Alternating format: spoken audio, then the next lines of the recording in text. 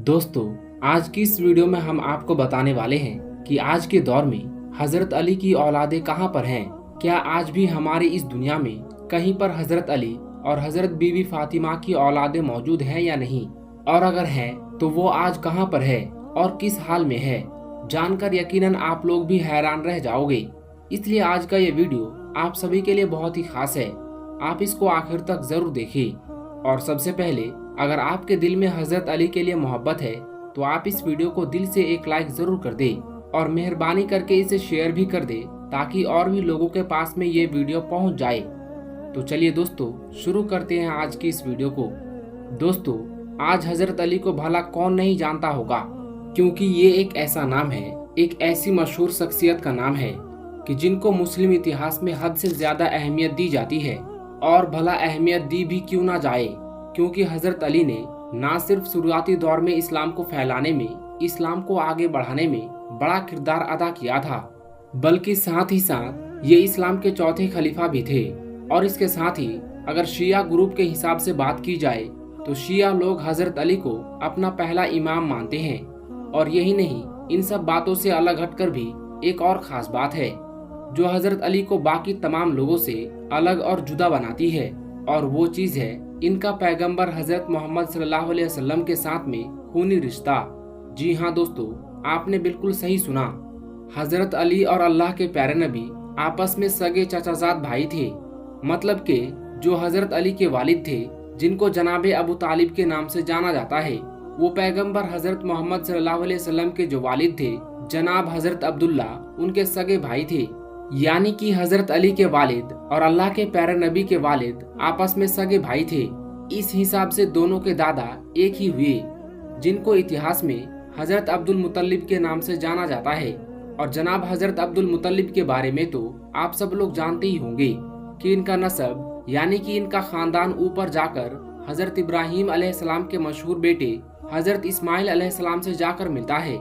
इस हिसाब से देखा जाए तो हजरत अली और अल्लाह के प्यारे नबी हजरत मोहम्मद सल्लल्लाहु अलैहि वसल्लम, ये दोनों ही हजरत इब्राहिम अलैहिस्सलाम की नस्ल में पैदा हुए थे। मगर यहाँ पर हैरान करने वाली बात तो ये है कि जिस तरह ऊपर से इन दोनों का नस्ब यानी कि इन दोनों का खानदान एक ही है, जिस तरह से ये दोनों एक ही नस्ल में पैदा हुए थे, बिल्कुल इसी तरह से इनकी नीचे की नस्ल भी बिल्कुल सेम ही है। वो इसलिए क्योंकि अल्लाह के प्यारे नबी हजरत मोहम्मद सल्लल्लाहु अलैहि वसल्लम का कोई लड़का नहीं बचा था, क्योंकि इनके जितने भी बेटा पैदा हुए थे वो दरअसल बचपन में ही इंतकाल कर गए थे। इसलिए खुद अल्लाह के प्यारे नबी हजरत मोहम्मद सल्लल्लाहु अलैहि वसल्लम के मुताबिक इनकी औलादों का जो सिलसिला आगे बढ़ा है, यानी कि आपका जो खानदान आगे फैला है, वो दरअसल आपकी बेटी हजरत बीबी फातिमा से ही बढ़ा है। दोस्तों याद रखें, हजरत बीबी फातिमा अल्लाह के प्यारे नबी की वो बेटी थी कि जिनका निकाह अल्लाह के प्यारे नबी ने हजरत अली के साथ में कराया था। इस हिसाब से इसका मतलब ये हुआ कि हजरत अली और हजरत बीबी फातिमा की जो औलादे थी वो दरअसल अल्लाह के प्यारे नबी की ही औलादे हुई। फिर जैसे जैसे इनका नस्ब आगे बढ़ता गया, इनका खानदान वैसे वैसे आगे फैलता गया। ये दरअसल अल्लाह के प्यारे नबी का ही खानदान था और इन्हीं की तरफ ही मंसूब किया जाता है। मगर अब यहाँ पर सबसे बड़ा सवाल तो ये पैदा होता है कि आखिर आज के दौर में यानी कि आजकल हजरत अली की औलादें कहाँ पर हैं। क्या आज भी हमारी इस दुनिया में कहीं पर हजरत अली और हजरत बीवी फातिमा की औलादें मौजूद हैं या नहीं, और अगर है तो वो आज कहाँ पर हैं और किस हालत में हैं, और अगर नहीं है तो वो क्यों नहीं है। चलिए अब आपको इन सारे सवालों के जवाब बताने की कोशिश करते हैं और आपको बताते हैं कि हजरत अली के बाद आपकी औलादें कहाँ पर जाकर आबाद हुई थी, और फिर उनके साथ में ऐसा क्या हुआ था कि जिनके बारे में जानकर यकीनन आप लोग भी हैरान रह जाओगे। इसीलिए आप इस वीडियो को बगैर स्किप किए आखिर तक गौर से जरूर देखना। तो चलिए अब आपको इस बारे में पूरी जानकारी देते हैं। दोस्तों, सबसे पहले तो आप इस बात को याद रखें कि इस बात में कोई भी शक नहीं है कि हजरत अली ने सबसे पहला निकाह अल्लाह के प्यारे नबी हजरत मोहम्मद सल्लल्लाहु अलैहि वसल्लम की प्यारी बेटी हजरत बीवी फातिमा के साथ में किया था। और जब तक हजरत बीवी फातिमा इस दुनिया में हयात रही यानी कि जिंदा रही, तब तक हजरत अली ने कोई भी दूसरा निकाह नहीं किया था। मगर हाँ, फिर हजरत बीवी फातिमा के इस दुनिया से रुखसत हो जाने के बाद हजरत अली ने कई शादियां की। ज्यादातर इतिहासकारों की माने तो हजरत बीवी फातिमा के जाने के बाद हजरत अली ने 9 निकाह किए थे और इन 9 बीवियों से लगभग आपके 33 बच्चे पैदा हुए, जिनमें से 19 बेटियां थी और 14 बेटे थे। मगर दोस्तों, यहाँ पर इंटरेस्टिंग बात तो ये है कि हजरत अली की आगे की नस्लें, यानी कि इनके आगे की औलाद, इनका खानदान सिर्फ और सिर्फ 5 बेटों से ही फैला था। और खास तौर से अगर बात की जाए हजरत बीवी फातिमा की औलादों के बारे में, तो हम आपको बता दें कि हजरत अली और हजरत बीवी फातिमा से इन्हें सिर्फ 5 ही बच्चे पैदा हुए थे, जिनमें से 2 तो बेटियां थी जबकि 3 बेटे पैदा हुए थे। 3 बेटों में इनका जो सबसे बड़ा बेटा था उनका नाम हजरत इमाम हसन था, जबकि बाकी के 2 बेटों में से एक का नाम हजरत इमाम हुसैन और एक का नाम हजरत मोहसिन था। इन तीनों में से जो जनाब मोहसिन थे उनका इंतकाल बचपन में ही हो गया था। तो इस हिसाब से अब हजरत अली और हजरत बीवी फातिमा के सिर्फ और सिर्फ 2 ही बेटे बचे थे। पहले का नाम हजरत इमाम हसन और दूसरे का नाम हजरत इमाम हुसैन। और याद रहे, इन दोनों की ही औलादों को आज के दौर में, यानी कि आज हमारी इस दुनिया में आम तौर पर सैयद के नाम से जाना और पहचाना जाता है। अब दोस्तों, सबसे पहले बात करते हैं हजरत अली और हजरत बीवी फातिमा के बड़े बेटे हजरत इमाम हसन की औलादों के बारे में।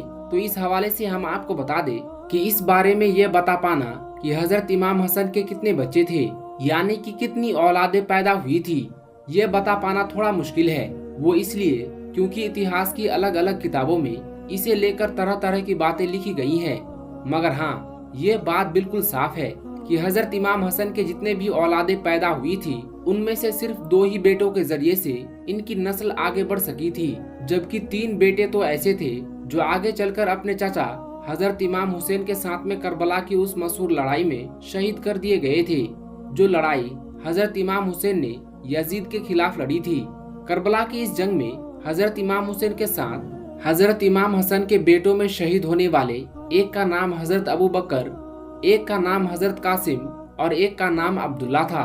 दोस्तों, अब बात करते हैं हजरत इमाम हसन के उन 2 खास बेटों के बारे में जिनसे हजरत हसन की नस्ल आगे बढ़ी है।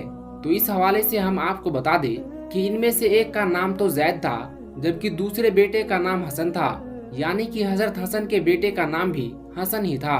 और यही वो हसन थे कि जिनकी औलादों ने इतिहास के हिसाब से वक्त वक्त पर दुनिया के कई इलाकों में बड़ी बड़ी सल्तनतें कायम की हैं और दुनिया के बड़े बड़े इलाकों पर राज किया है। यहाँ तक कि इनकी कुछ औलादें तो आज भी हमारी इस दुनिया के कुछ बड़े इलाकों पर हुकूमतें कर रही हैं। दोस्तों, याद रखें, हजरत इमाम हसन की इन्हीं औलादों ने आगे चलकर यमन के इलाकों में जैदी सल्तनत की बुनियाद रखी थी और फिर इनकी इन्हीं औलाद ने यमन के बहुत सारे इलाकों पर 897 ईस्वी से लेकर 1970 तक राज किया था। याद रहे कि ये लोग ना सिर्फ उन इलाकों के बादशाह हुआ करते थे, बल्कि जैदी शिया, जो कि शिया ग्रुप का एक फिरका है, उनके इमाम भी हुआ करते थे। और यही नहीं, हजरत इमाम हसन की यही औलादें आज के दौर में अफ्रीका के बहुत सारे इलाकों के साथ साथ अरब में भी बहुत सी जगहों पर फैली हुई है।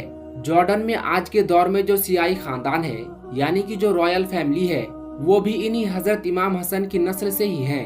और यही नहीं, अफ्रीका का जो एक मशहूर देश है मोरक्को, उसकी भी जो रॉयल फैमिली है, यानी कि जो सियाई खानदान है, वो भी दरअसल इन्हीं हजरत हसन की नस्ल से ही है। इसके अलावा भी हजरत हसन की कई औलादें तनोशिया के कई इलाकों में भी पाई जाती है। दोस्तों, अब बात करते हैं हजरत अली के दूसरे बेटे हजरत इमाम हुसैन की औलादों के बारे में। तो इस हवाले से हम आपको बता दें कि इस बारे में इतिहास की किताबों में अलग अलग राय पाई जाती है कि दरअसल हजरत इमाम हुसैन के कितने बच्चे थे। लेकिन हाँ, ज्यादातर इतिहासकारों का यही मानना है कि इनकी 5 बीवियों से 3 बेटे और 4 बेटियां पैदा हुई थी। इन 3 बेटों में से भी 2 बेटे करबला के मैदान में शहीद कर दिए गए थे, जिनमें से एक का नाम अली अकबर था, जबकि दूसरे का नाम अली असगर था। अब वैसे तो हजरत इमाम हुसैन के तीसरे बेटे हजरत जैनुल आबिदीन भी करबला की जंग में शामिल थे, लेकिन वो उस वक्त हद से ज्यादा बीमार थे। इस वजह से वो मैदान में नहीं जा पाए थे और इस तरह से इस जंग में हजरत इमाम हुसैन का सिर्फ एक ही बेटा बच पाया था, जिनका नाम था जैनुल आबिदीन। और फिर इन्हीं से ही हजरत इमाम हुसैन की नस्ल आगे बढ़ी थी। दोस्तों, इसके बाद जैनुल आबिदीन के कई बेटे पैदा हुए, जो बाद में चलकर कई इलाकों में फैलते चली गई और इस तरह से हजरत इमाम हुसैन की औलादें दुनिया के कई हिस्सों में फैल गई। और अब हालात ऐसे हैं कि आज के दौर में ये बता पाना मुश्किल है कि आखिर हजरत इमाम हुसैन की औलादें कितनी है और कहां कहां पर पाई जाती है। मगर हाँ, इस बात में कोई भी शक नहीं है कि हजरत इमाम हुसैन से लेकर अगली 8 या 10 नस्लों तक भले ही जितने भी बेटा पैदा होते थे, उनमें से एक बेटे को सबसे ज्यादा शोहरत मिला करती थी, और ये वही बेटा हुआ करता था जिसको शिया लोगों की तरफ से अपना इमाम चुना जाता था। मिसाल के तौर पर हजरत इमाम हुसैन की इकलौते बेटे यानी कि हजरत जैनुल आबिदीन के बहुत सारे बेटे पैदा हुए थे, उनके भी बहुत सारे बेटे पैदा हुए थे, मगर उन बेटों में से सबसे ज्यादा शोहरत सिर्फ एक ही बेटे को मिल सकी थी, जिनको हम सब हजरत इमाम बाकिर के नाम से जानते हैं। फिर इसी तरह से हजरत इमाम बाकिर के भी बहुत सारे बेटे पैदा हुए थे, मगर उनमें भी सिर्फ एक को ही शोहरत मिली थी, जिनको हम सब लोग हजरत इमाम जाफर सादिक के नाम से जानते हैं। ठीक इसी तरह से ये सिलसिला हर नस्ल में और हर उस दौर तक चलता रहा जब तक के शिया ग्रुप के 12 इमाम पूरे नहीं हो गए थे। मगर दोस्तों याद रखें, हजरत अली के बेटे यानी कि हजरत इमाम हुसैन की नस्ल में पैदा होने वाले जिन लोगों को शिया लोग अपना इमाम मानते हैं, उन सभी को सुन्नी मुसलमानों में भी हद से ज्यादा अहमियत दी जाती है और इनको भी बड़े ही अदब के साथ में याद भी किया जाता है। दोस्तों, अगर आपको हजरत अली और उनकी औलादों से सच्ची मोहब्बत है तो आप उनकी मोहब्बत में इस वीडियो को दिल से एक लाइक जरूर कर दे और हो सके तो इस वीडियो को शेयर भी कर दे ताकि ये जानकारी और भी लोगों के पास में पहुंच जाए। दोस्तों, जैसा कि आपने जाना कि हजरत अली रजी अल्लाह ताला अन्हु की नस्ल दुनिया के अलग अलग इलाकों में फैल गई थी, लेकिन उनकी औलाद से जुड़ा एक ऐसा वाकया भी बयान किया जाता है जिसके बारे में बहुत कम लोग जानते हैं। कहा जाता है कि करबला के दिनों में हजरत अली की साहबजादियों का एक काफिला अरब से निकलकर हिंदुस्तान की सरजमीन तक पहुंचा था। आखिर वो बीवियां कौन थी, उन्हें हिंदुस्तान क्यों आना पड़ा और यहाँ उनके साथ क्या हुआ, आइए अब इसी दिलचस्प वाक़े की तरफ बढ़ते हैं। दोस्तों, वाक़या करबला के दौरान जब हजरत इमाम हुसैन ने अपने कुछ साथियों और हमरा के साथ मक्का से कूफा की तरफ हिजरत की, तो उस वक्त आपके साथ अहले खाना की कुछ बीवियां भी साथ में थी। ये बीवियां पूरे सफर में आपके साथ ही रही और फिर करबला के मैदान में भी इन्होंने इमाम हुसैन का खूब साथ दिया था। 9 मुहर्रम की रात हजरत इमाम हुसैन ने उन बीवियों में से 6 को हुक्म दिया कि वो करबला की जमीन को छोड़कर हिंदुस्तान की तरफ हिजरत कर जाए। इस पर बीवियों ने अर्ज किया कि हम आपको ऐसी हालत में छोड़कर भला कैसे जा सकते हैं। तो ये सुनकर हजरत इमाम हुसैन ने फरमाया कि मैं मजबूर हूँ, क्योंकि ये हुक्म मुझे मेरे बाबा हजरत अली की तरफ से मिला है, लिहाजा बेहतर है कि आप लोग करबला से हिजरत करके हिंदुस्तान में चले जाए। इसके बाद इन 6 बीवियों का काफिला हिंदुस्तान की तरफ चल पड़ा। लेकिन अब सवाल ये आता है कि करबला को छोड़कर हिंदुस्तान की तरफ आने वाली ये बीवियां कौन थी, इन्होंने कैसे करबला से हिंदुस्तान तक का सफर पूरा किया और फिर हिंदुस्तान में आने के बाद इन पाक बीवियों के साथ में क्या हुआ, जानकर आपके भी रोंगटे खड़े हो जाएंगे। इसलिए आप इस वीडियो को बगैर स्किप किए आखिर तक गौर से जरूर देखें। दोस्तों, हजरत बीवी फातिमा के विसाल के बाद हजरत अली ने दूसरी शादी उम्मे बनीन से की, जिनसे आपको 4 बेटे हजरत अब्बास अलमदार, जाफर अब्दुल्ला और उस्मान पैदा हुए, जबकि एक बेटी हजरत रुकैया पैदा हुई, जिनकी मजार लाहौर में बीबी पाक दामना के नाम से आज भी मशहूर है। आप हजरत अली की बेटी और हजरत मुस्लिम बिन अकील की बीवी हैं। आपके साथ हजरत अकील इब्ने अबी तालिब की 5 बेटियां भी लाहौर में मदफून हैं। इन 5 बीवियों के नाम उम्मे हनी, उम्मे लुकमान, आसमा, हाला और जैनब है। दोस्तों, हजरत इमाम हुसैन के कहने पर इन 6 बीवियों ने करबला से हिंदुस्तान का सफर 9 मुहर्रम को शुरू किया। अभी आप रास्ते में ही थे कि आपके पास हजरत इमाम हुसैन और आपके साथियों की शहादत की खबर आप तक पहुंच गई, मगर क्योंकि आपको हुक्म दिया गया था, इसलिए आपने अपना सफर हिंदुस्तान की तरफ जारी रखा। दोस्तों, लाहौर में जिस जगह पर आज हजरत बीबी पाक दामना का रोजा मुबारक है, वहाँ पर उस वक्त रेत का सिर्फ एक टीला हुआ करता था, जिसके आसपास एक घना जंगल हुआ करता था। ये जंगल रावी नदी के किनारों तक फैला हुआ था। इस जंगल के पास लाहौर की एक बहुत पुरानी आबादी थी, जो कि उस वक्त एक छोटी सी बस्ती की सूरत में मौजूद थी। ये उस दौर की बात है जब भारत पाकिस्तान अलग नहीं हुए थे। ये सारा हिंदुस्तान ही था और उस वक्त तक हिंदुस्तान में इस्लाम भी नहीं पहुंचा था, इसलिए यहाँ के सब लोग मुशरिक और बुतों की पूजा करने वाले थे। उस वक्त लाहौर में एक हिंदू राजा हुकूमत किया करता था जिसका नाम मोबरन था। उसका एक बेटा था जिसका नाम कुनूर विक्रमा था। फिर जब ये 6 बीवियां चलते चलते हिंदुस्तान के लाहौर में दाखिल हुई तो यहाँ पर मौजूद तमाम बुत गिर पड़े और जो आग की पूजा कर रहे थे उनकी आग अचानक से बुझ गई। शहर में आमद के साथ ही इन बीवियों की रूहानियत का आलम यह था कि कुफ्र में लर्जातारी पैदा हो गई और पूरे शहर में एक कोहराम सा बर्पा हो गया। ये देखकर राजा ने फिर अपने तमाम वजीरों को इकट्ठा किया और उनको इस वाक़ये की तहकीकात करने का हुक्म दिया। तहकीकात करने पर पता चला कि कुछ परदेसी आए हैं और उनके आने के बाद से ही ऐसा होने लगा है।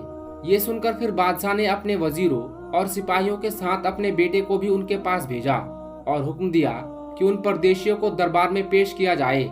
इसके बाद सिपाही उनको पकड़ने के लिए गए तो देखा कि वहां पर कुछ औरतें हैं जो कि चादरों से अपने मुंह को छिपाए हुए हैं। इसके बाद बीवियों में से एक ने राजा के बेटे से बात की कि हम लोग खुदा के बंदे हैं और अल्लाह के आखिरी पैगंबर हजरत मोहम्मद सल्लल्लाहु अलैहि वसल्लम की आल औलाद से हमारा ताल्लुक है। करबला में हमारी जंग हुई है, इसलिए हम अरब से हिजरत करके यहाँ पर आए हैं। हमारा इरादा यहाँ पर किसी को सताना नहीं है, बल्कि हम लोग तो सिर्फ पनाह लेने के इरादे से यहाँ पर आए हैं और अगर तुम लोगों को ये मंजूर नहीं है तो हम यहाँ से वापस चले जाते हैं।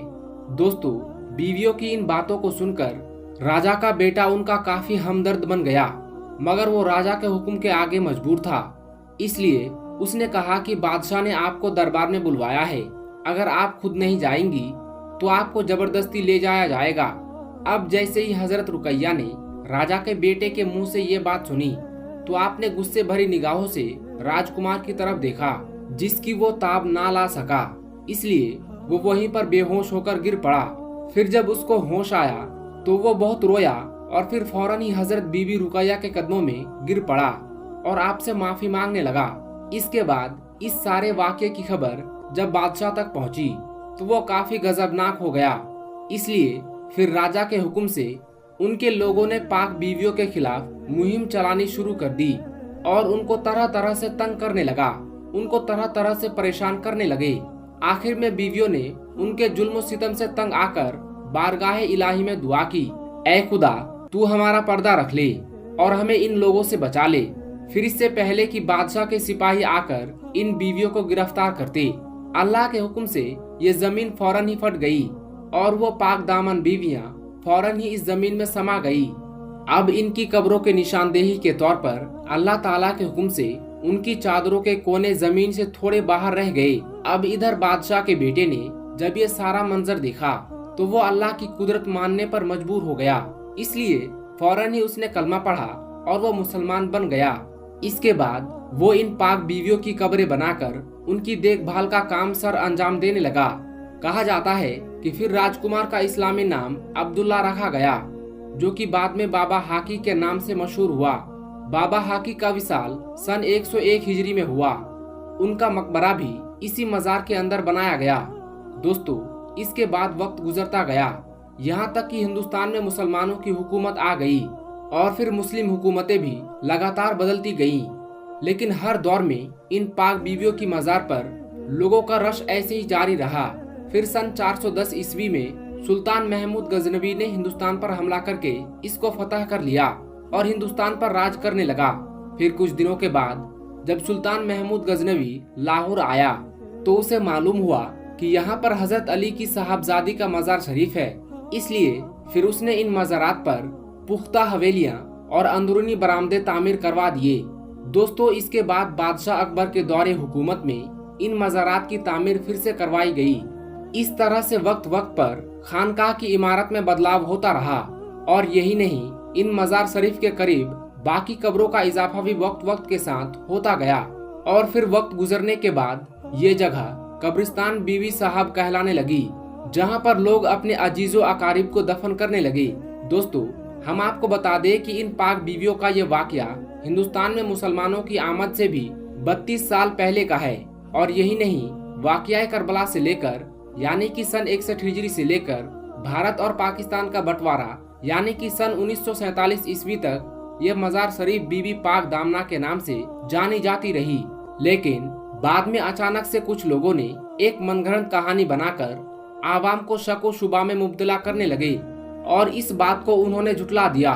यही वजह है कि आज बहुत से लोगों का यही मानना है कि यहाँ पर कोई बीवियां नहीं आई थी और ना ही कोई बीवी पाक दामना यहाँ पर दफन है, जबकि एक बहुत बड़ी तादाद ये भी मानती है कि यहाँ पर वही बीवियां दफन है जो अरब से हिजरत करके करबला के वाक़ये के दौरान हिंदुस्तान में आई थी और फिर उनके साथ में यहाँ पर इस तरह के मामलात पेश आने के बाद अल्लाह ताला ने उनको जमीन के अंदर दफन कर दिया था।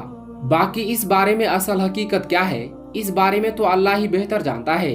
वैसे आपकी इस बारे में क्या राय है, आप कमेंट बॉक्स में इस बारे में जरूर बताइए। अल्लाह ताला से दुआ है कि अल्लाह पाक हम सबको अहले बैत से मोहब्बत करने की तौफीक अता फरमाए। आमीन अल्लाहुम्मा आमीन। तो दोस्तों, आज की इस वीडियो में बस इतना ही। हम मिलेंगे आपको अगली वीडियो में, तब तक के लिए अल्लाह हाफिज।